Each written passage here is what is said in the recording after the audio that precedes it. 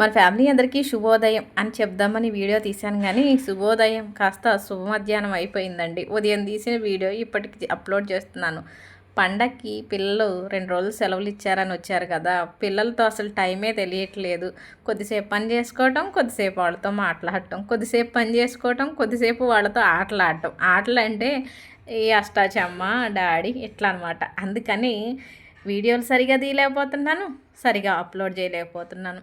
మళ్ళీ వాళ్ళకి ఇష్టమైనవి చేసి పెట్టడం. పిల్లలకి ఇష్టమైనవి అంటే ఎక్కువ టిఫిను మీతో ఎప్పుడు చెప్తూనే ఉంటాను. వాళ్ళకి ఎక్కువగా గారెలు, చపాతీ చేస్తే కంపల్సరిగా ఇదిగోండి టమాటా బంగాళదుంప కూర చేస్తే ఇష్టంగా తింటారు.